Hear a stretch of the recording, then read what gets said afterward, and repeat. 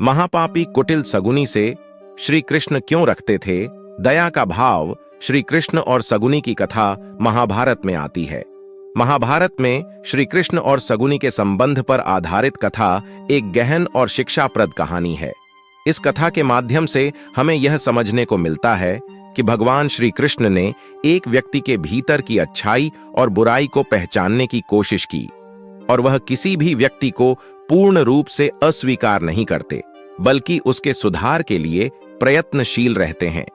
यहां पर विस्तृत रूप से इस कथा की व्याख्या की जा रही है।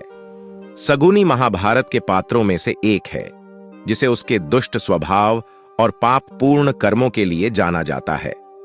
सगुनी, जो एक पापी और कुटिल व्यक्ति था, ने अनेक पाप किए और दुष्कर्मों में लिप्त रहा। उसकी कुटिलता और पापों के कारण उसकी छवि बहुत ही खराब हो गई थी। वह अक्सर लोगों को धोखा देने और अपने स्वार्थ के लिए बुरा काम करता था। इसके बावजूद भगवान श्री कृष्ण ने उसकी दया करने की नीति अपनाई। सगुनी और श्री कृष्ण का मिलन। श्री कृष्ण ने सगुनी की दुष्टता और पापों के बावजूद उसे एक अवसर देने का निर्णय लिया। वे जानते थे कि हर व्यक्ति में अच्छाई की एक किंचित मात्रा होती है और सही मार्गदर्शन मिलने पर वह अच्छाई प्रकट हो सकती है। इसलिए श्री कृष्ण ने सगुनी को अपने पास बुलाया और उससे बातचीत की। श्री कृष्ण ने सगुनी को उसकी बुराइयों के बारे में बताया और उसे सुधारने का मार्गदर्शन दिया। सगुनी के सुधार की प्रक्रिया। जब श्री कृष्ण ने सगुनी से मुलाकात की तो उन्होंने उसे समझाया कि उसके द्वारा किए गए पाप और दुष्कर्म उसे आत्मिक और भौतिक रूप से पीड़ित करेंगे। श्री कृष्ण ने उसे यह भी समझाया कि सच्चे पथ पर चलने के लिए उसे अपने कर्मों का प्रायश्चित्त करना होगा।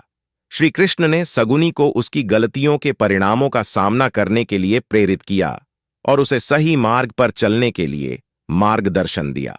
सगुनी ने श्री कृष्ण के उपदेशों को सुना और अपने पापों का प्रायश्चित्त करने का प्रयास किया। यह सुधार की प्रक्रिया धीरे धीरे शुरू हुई। श्री कृष्ण ने सगुनी को उचित मार्गदर्शन और सहायता प्रदान की, जिससे वह अपने पापों से मुक्त हो सके और आत्मा की शुद्धि की ओर बढ़ सके। दया और क्षमा की महत्वपूर्णता।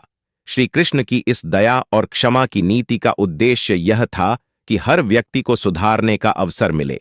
भगवान श्री कृष्ण ने यह सिखाया कि हर व्यक्ति की आत्मा में अच्छाई होती है और अगर उसे सही दिशा और मार्गदर्शन मिले तो वह अपने पापों से मुक्त हो सकता है।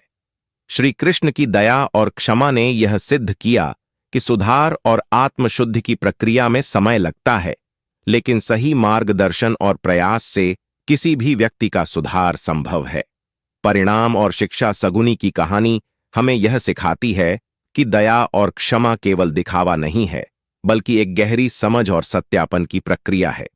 श्री कृष्ण ने सगुनी को दिखाया कि एक व्यक्ति की कुटिलता और पापपूर्ण कर्मों के बावजूद उसे सही मार्ग पर ले जाना संभव है। इस कथा से हमें यह भी सीखने को मिलता है कि किसी भी व्यक्ति को पूरी तरह से अस्वीकार नहीं किया जा सकता, बल्कि उसे सुधारने के लिए हर संभव प्रयास करना चाहिए। इस प्रकार श्री कृष्ण ने सगुनी के साथ दया का व्यवहार करके यह सिखाया कि अच्छाई और सुधार की संभावना हर व्यक्ति में होती है और भगवान की दया और मार्गदर्शन से वह अच्छाई प्रकट हो सकती है।